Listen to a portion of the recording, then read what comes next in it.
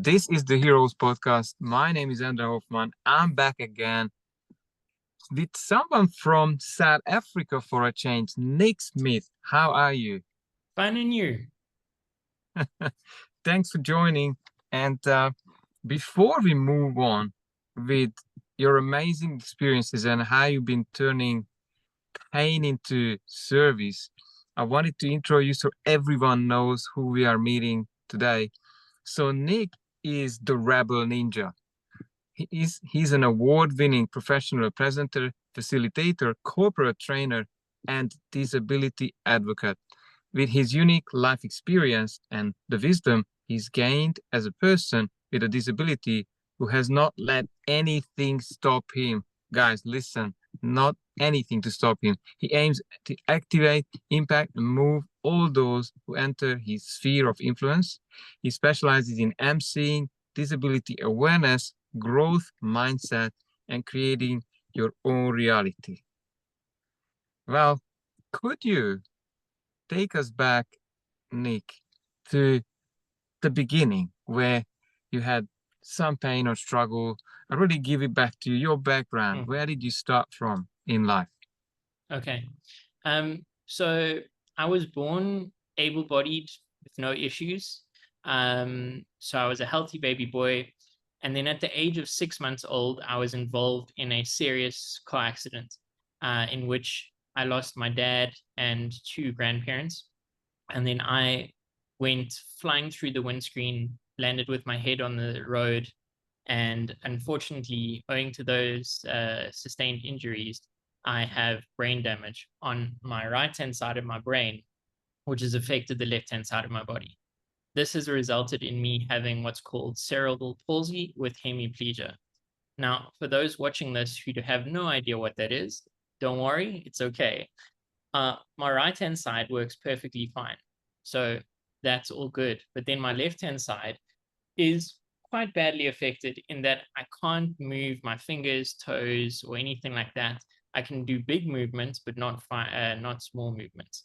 And this has been the challenge that I've had, basically throughout my life. And as I said earlier in my intro, or as you said, I don't let it hold me back. I rather use it to push me forward and challenge things. Well, what a start. Um, do you want to tell us how you started to experience yourself with that level of disability?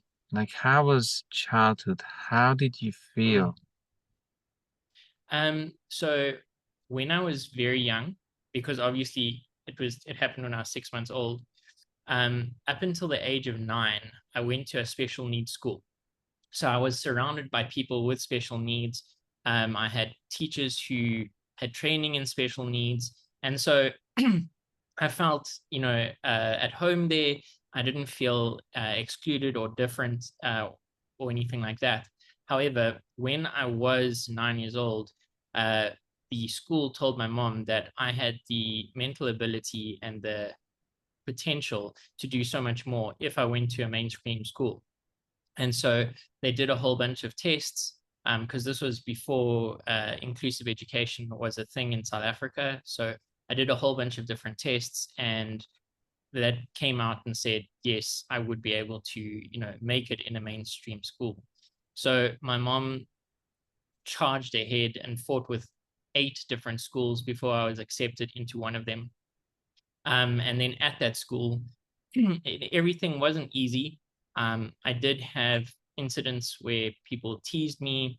I had incidents where teachers would say, you can't do this or you can do this because of your disability. So they were putting me in boxes before I even got the chance to kind of try it out for myself.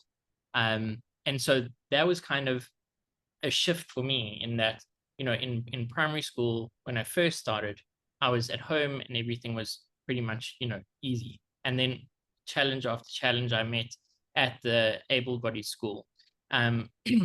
But not every day was like that. I did make some good friends, and I did also learn a lot of skills, like, for example, coping mechanisms and things like that. So it was, I think, a grounding for me to challenge myself and to help kind of frame my existence or frame my reference going forward as I went into high school and beyond.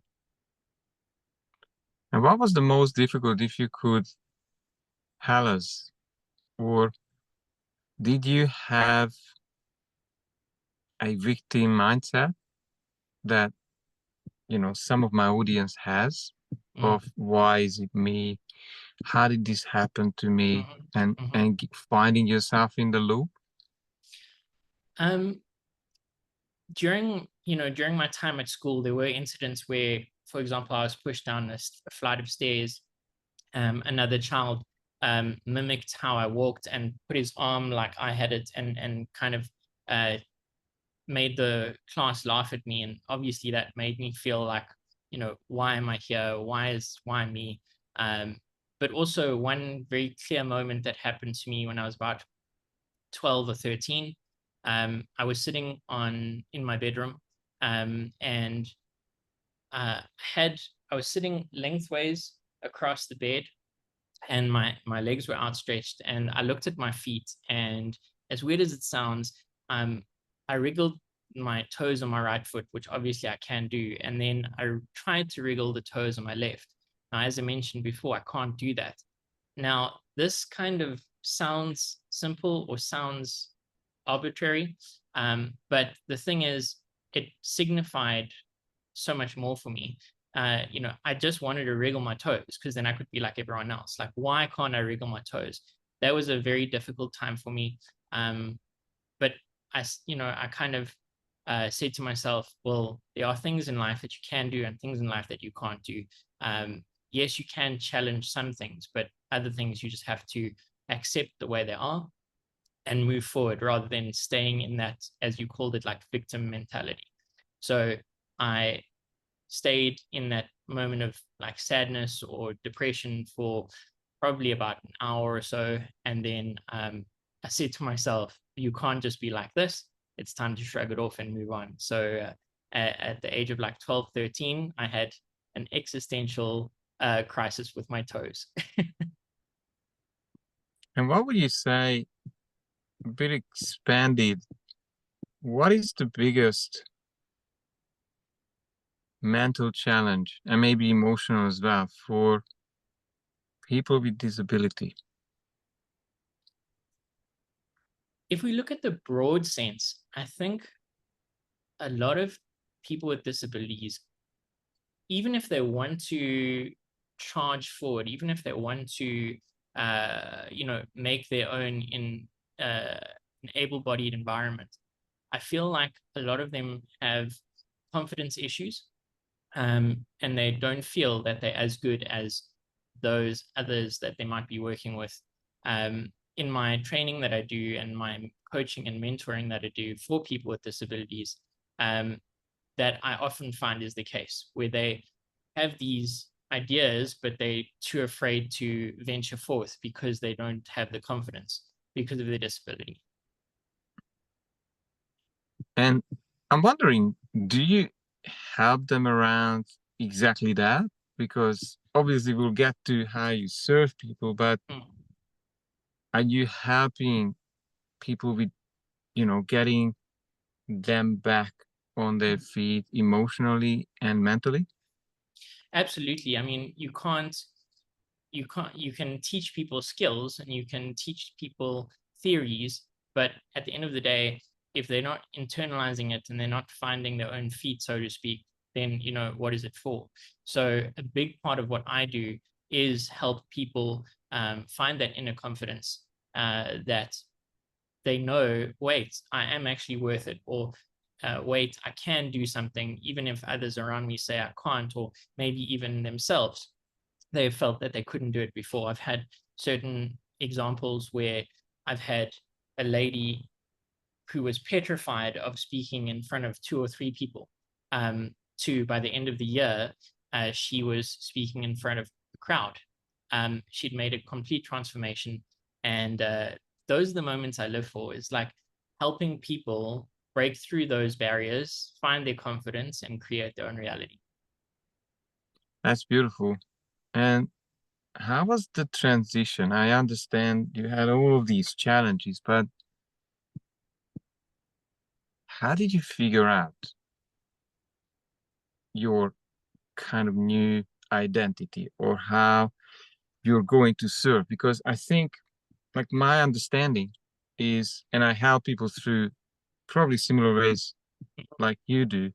I believe there is this unconscious victim mentality, and normally stage two is, the being a human being without those limiting ideas and patterns. And normally stage three is when they have that calling, when they unlock their vision, their purpose in life. How was that for you? Because I believe to rebel ninja, well, it's a massive jump, especially with a wheelchair. I'm sorry to say that, but like, Yeah. how did you lock on this brand? How did you figure this out? Thank you so much for that question. And like you said, it's not exactly easy to answer, but I'm going to do my best. Firstly, I am going to quickly explain my brand, like where that came from, the Rebel Ninja. From a very young age, people often tried to put me in boxes saying I can do something or I can't do something. And I often challenged that. I was like, at a young age, okay, you say I can't do that. Basically, that's a challenge for me to do it. So up until the age of maybe about 27 or so, if anybody challenged me and said, you can't do this, I was like, okay, cool, I'll show you. And I made it my mission to basically do whatever they said I couldn't do and prove them wrong. So the word rebel comes from that exact thing of challenging people. You say, I can't, so I'm going to be a rebel and I'm going to do it. And then ninja, because ninjas are generally honorable, disciplined, and very sneaky. One moment they're there, the next moment they're not, right? However, or rather, that's me, because I'm, just to be clear, I'm not in a wheelchair. I've got a gangster limp because I'm cool like that. So I can walk. So I'm going to use this example. One moment you think, okay, we're at a dance club or we're at a salsa party, and there's this guy sitting on the side with a disability. And then all of a sudden, boom, the music's on and then he's on the dance floor dancing. So again, that's where the ninja comes from. You think I can't do it, and then all of a sudden there I am doing that thing that you just said I can't do. So that whole rebel ninja thing is basically the epitome of my mission and my goal to help other people as well, move forward out of the boxes that people put them in, and kind of make their own space. For me, that kind of move helps other people do the same. That's beautiful. And what would you say, are you serving more people with some disabilities, or you find pretty much everyone who has lack of confidence or lack of belief turns to you for help? So when I was 34, 35, I had a bit of a midlife crisis. I'm always a little bit ahead of the game when it comes to, maturing and things like that. Why have a midlife crisis at 40 when you can have it at 34? And for me, the question was, why am I here? Am I doing what I'm meant to be doing, and things like that? So those kind of questions really pushed me. And I thought to myself, I've gone through this life. I had the car accident. I've faced the challenges I've faced, not to just be a teacher at a school, or not just to help one or two people, but to actually empower people on a larger scale. And so that's where my drive to become a professional speaker came from. That's where my drive came from, shifting from a school teacher to becoming a personal coach and a life coach, and helping people break free, because that's my purpose. My purpose is to empower people to reach their full potential. And so it was that moment where I realized not just people with disabilities have this problem, but also people without disabilities have the problem of confidence, of lack of self-belief, not believing in their own potential, and not taking risks. I think a lot of people, the biggest problem that they have is fear. There's a quote that I live by. It's my daily mantra, and that is, the greatest risk is not taking one, by Tim Fargo, because I believe that if you take the risk, you can learn, whether it's positive or negative. You'll learn from that experience, and then it'll inform future ones. Now, if you don't take any risks, you don't, break out or step out of your comfort zone, you're never going to grow. You're never going to learn something new. Yeah, that is very powerful. How interesting. I think I shared the post today that there's 100% miss rate on the shots that you don't take. Exactly. And yes, some people are just living life within that shell of illusion of safety, I would say. So what countries do you have clients from? Are you pretty much working through online tools or web conference, or how do you do this? Yeah, so I am aiming for Mr. International, like, Pitbull. But right now I've got clients in South Africa and I've got clients in the US. I do group coaching in the US, for people with disabilities. I also do individual coaching for people in the US, both with and without disabilities, and the same in South Africa. Again, coaching for both people with and without disabilities. Taking them through that journey of self-discovery. As my intro said, activate, impact, and move. So, what activates you? What impact are you having on yourself and those around you? And obviously the other way around, what's impacting you? And then how do we move you from where you are to where you want to be? Have you got a unique approach? Something you already said, a few acronyms. I think it was activate, impact, and do you have a unique set of steps, or how do you do it? So with my aim high, that's the activate, impact, and move. I basically created that, and I moved through my own journey. I reflected on that, and how did I move myself? What activated me? What makes me tick? What makes me have intrinsic motivation, extrinsic motivation?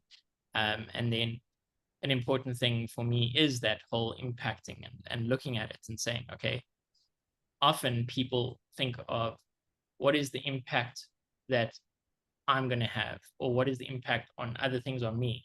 But the other important thing is, what impact do you have on the people around you, whether it's in the office or in your home, anywhere where you've got a social following of any kind.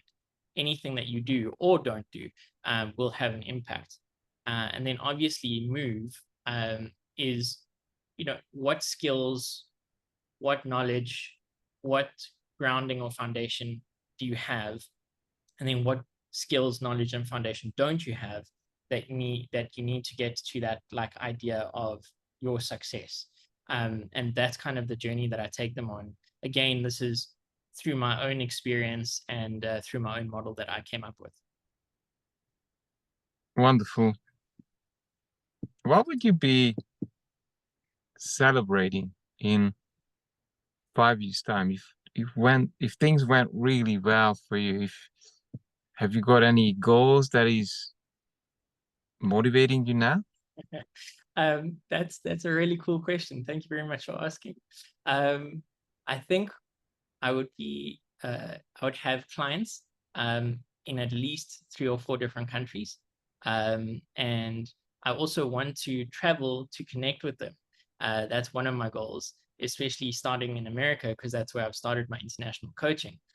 So I want to do a road trip in America. And then also, if things are going really well, while I'm that side of the world, I'm going to take my wife to Brazil or Cuba, because that's, dance capitals of the world, as well as they have great coffee. And as a salsa dancer for 19 years, it's a place I've got to go, especially with her.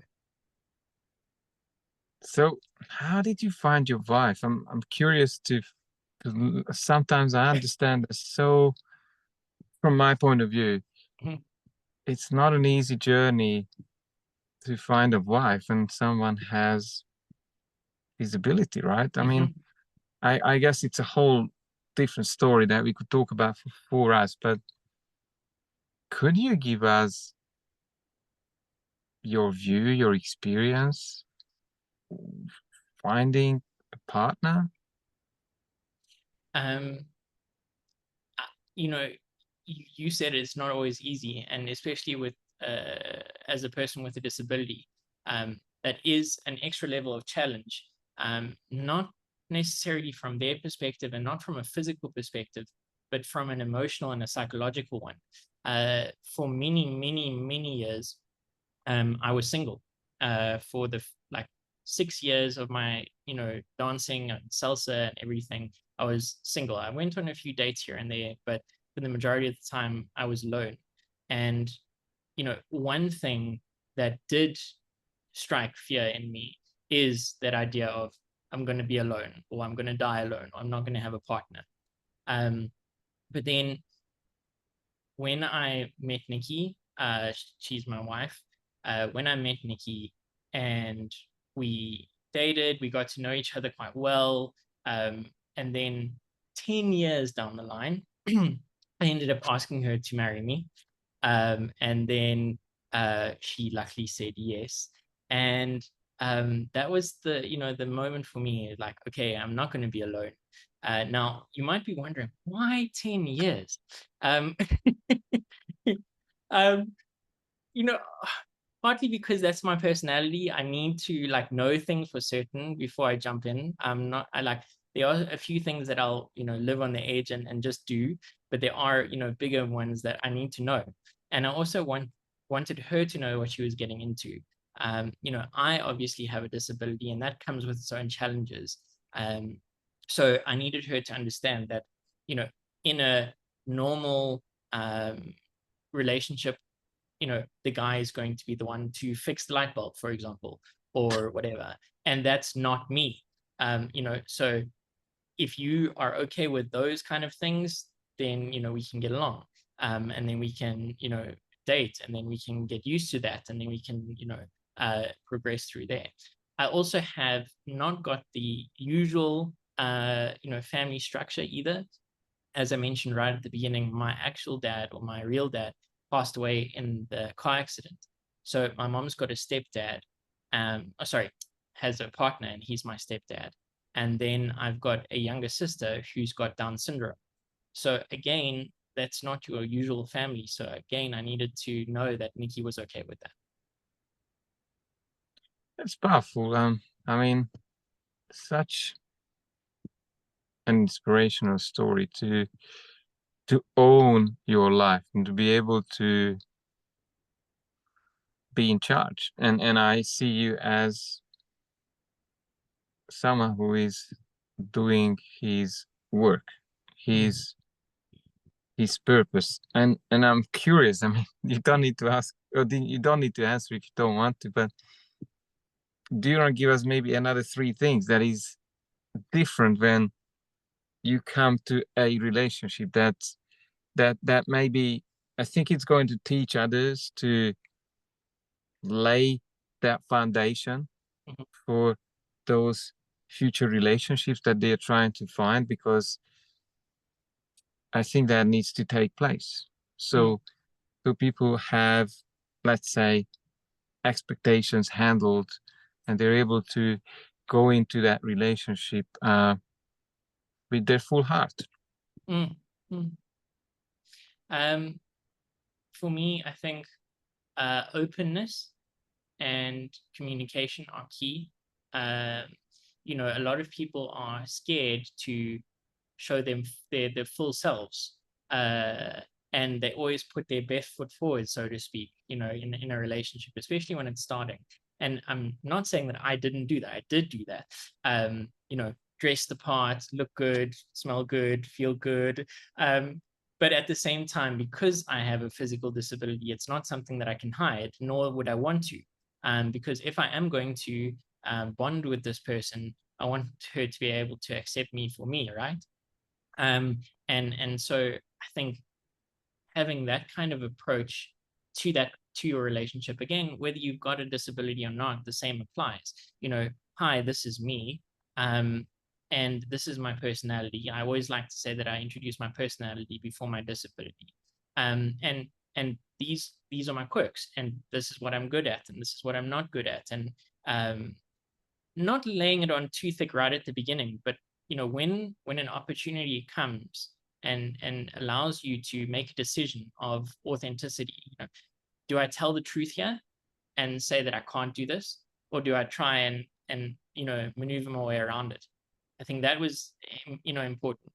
And then also, I think very important is a sense of humor, because life is serious enough as it is, and you are going to face challenges as a couple, and so you might as well add a sense of humor to it. One moment that I remember is early on in the relationship, Nikki came to me and she had a drink in one hand, and a glass in one hand, another glass in the other hand, and she held them out to me and she says, "Here." And I looked at her with a deadpan face and I said, "No." And then she was perplexed. You could see it like ticked over, and then she was like, "Oh, I'm so sorry," because she realized, hold on, I can't do that.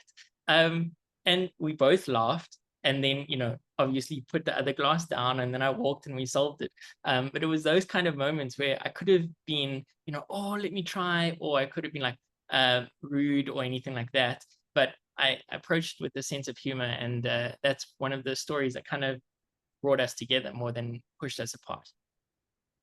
That's beautiful. And I do believe in taking things lightheartedly, yet when it comes to purpose in life and maybe how people spend their time, I love to have some seriousness to it. So to have both. You mentioned something just before we met about how you're helping people in Namibia. Did you want to, because I really wanted to find out how you are helping as an activist. Are you volunteering? What is this? It's a country where I actually want to get to. Okay. It's on my bucket list. It's on mine too. So I am a serial entrepreneur. So I have obviously my speaking and coaching as one job. I also teach. I run Smurgos, which is a disability awareness company that aims to help integrate people with disabilities into corporate spaces or alike meaningfully, without just focusing on a tick box. And because of that company, it's allowed me greater scope in that area. And that's where the whole connection to Namibia came in. Two people who we got to know that are based in Namibia, the one's a professional speaker and the other one's a coach, contacted me and said, "Would you and your co-founder, Nicole from Smurgos, like to help us launch a conference for people with disabilities and awareness in Namibia?" And obviously we were saying yes. And so we've started unpacking that. I recorded my first session today with an interview with two of them. We've called it the Light Bulb Moments series, and that's going to be hitting the online stream, I would say, in about 2 or 3 weeks' time, all things considered. And that's going to lead up to what we've titled the Big Idea, which is the main conference. Where that came from is your usual DEI is diversity, equity, and inclusion, right? But a new aspect to that same thing is now accessibility. And I looked at that and I thought, hold on, DEIA doesn't sound that good. If I reshift the letters, it makes the word idea. And so that's where I came up with it, the Big Idea. And so that's what the conference is going to focus on, is diversity, equity, and inclusion, along with accessibility, trying to bring in people with disabilities and obviously people without disabilities to share that experience, to share that knowledge, and hopefully move society forward in the right direction. It's very inspiring. If there is anything I can do to make that event online, offline, I would love to offer my services if you Oh, thank see you. that it in some way. Obviously, I'm not having visibility as such, but Yes. I think sometimes, and prove me wrong, sometimes I believe mental or emotional, how would I call this? I wouldn't call it disability, but it is. If It's a someone has challenge. been holding themselves back with Mm, stories, that to me is actually, I realize now that's a mental disability that I mhm, correct daily. mm, mm. Um, what did I want to ask? So what is your take if you look at both physical disability or mental limitations or trauma behind it? Mm. How would you put this into a frame for us? What's your view? That's actually a really good question, and I want to shift it slightly, um, in one way, and then if you want to ask me follow-up questions, please feel free. But one thing that often comes up in awareness talks and conversations that we have is physical disability or overt disabilities versus hidden disabilities, where it's not, you know, you can't see the person with a disability. And we often say that each group has its own challenges. For example, with me having a physical disability, I can't hide it, nor would I want to. But I almost have to disclose. I almost have to explain.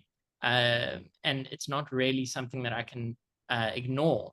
However, if you've got a hidden disability, people don't see it and they don't notice it. And so it the shift then is it's on them or the people with disability, with a hidden disability, to almost decide when they are going to disclose it, or whether if they're going to disclose it at all. And this also often comes up in my coaching that I do for people with disabilities, because those with hidden disabilities are actually in a more difficult situation because they might be in an environment where things are okay, so to speak, and they've found ways to navigate the environment so that people don't necessarily notice that disability. But that's not to say that they're working at their optimum, because they're obviously facing challenges without accommodations. And so I help coach them to the point where they are comfortable with disclosing, they are comfortable with sharing about their disability, so that they can get those accommodations that they need, so that they can work at optimal level and fulfill what they actually can do in that work environment. I think for people, that's a challenge, is that moment of it's your kind of moment to decide, am I going to release the veil, or am I going to lift the veil and let them see me for me, or let them see a very vulnerable or very raw part of me that not everybody can see? That's a very powerful view to I guess teach them to probably recognize the point when whether the circumstances are changed, when it's time for them to reveal their truth. It's very interesting how I see the parallel in between someone who is putting on a mask. Like, these are people who have no confidence or lack of self-worth. They make up 50 stories why they can't do certain things, right? And in my mind, there is so much parallel in people who have actual or made up limitations, yet they're not able to either face it or they're not able to reveal it. So they get help. What's your? Absolutely. Do you want to expand on this? I It's think not. question. For people without disabilities, you just said it now, you saw a lot of parallels, and it's true. Not everybody has a disability, so to speak, but everybody has self-imposed limitations. Whether you have a lack of confidence, whether you feel like an imposter, because a lot of people suffer from imposter syndrome, whether you feel like you're not good enough because of your childhood upbringing, or whether you feel like I shouldn't be here because I don't have the degree, or whatever. Those kind of limitations do almost play out. I'm not saying they are the same, but almost play out in similar ways to those with disabilities, in that you have to kind of grapple with that. You have to come to grips with it. You have to work through it emotionally, psychologically, in some cases physically, and kind of forge your own path or forge your own journey through that. And that's a journey of discovery. It's not something that happens overnight. It's not something that happens quickly. And there are going to be moments of highs, and then there are going to be moments of lows. And you kind of need to almost accept that, so that as you journey through, you have this idea of, okay, today's a good day. Great. And then tomorrow or the next day, maybe not such a good day, but I did have a good day. And so kind of keeping yourself in check and helping yourself. And as you said, with those around you, whether it's a coach or a friend or a colleague or someone kind of guiding you through. Yes, thanks. I was wondering what I haven't asked that you wanted to share today, and I have been missing, maybe from this interview, that you would say, it's so important, it's in me, and I really want to share this. Okay. I think it has been touched on in the session, but I am going to say it as well, is I think you've got to be open to opportunities, because in my belief, life boiled down to its very simplest terms is experience. And whether you choose to experience something or not is largely up to you. Yes, there are circumstances and contexts that have an influence on it. But at the end of the day, you choose, am I going to take this? Am I not going to take this? Am I going to do this? Am I not going to do this?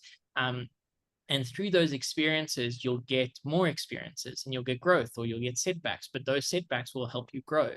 And so identifying who you are and who you want to become, and accepting that you're going to make decisions and go for it. I think that's really important. Someone said to me a while back, so if that's what you're saying, then you're the yes man. And so you say yes to everything. And I said, no, because I say yes to the right things.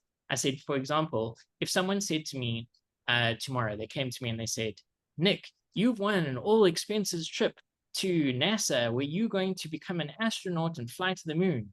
I'm going to say, thank you, but no thank you, because that's not on my radar. It's nothing that I want to accomplish. However, if someone came to me tomorrow and said, Nick, you've got an all expenses paid to America where you can speak at a conference or speak on a stage, I'll say, yes, book my ticket, I'm there, because that's one thing that I want to grow in.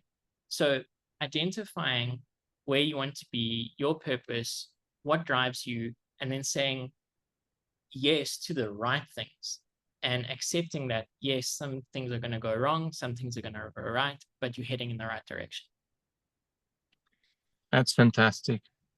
And I'll still push you for someone who is, let's say, feeling lack of confidence, unsure, uncertain inside.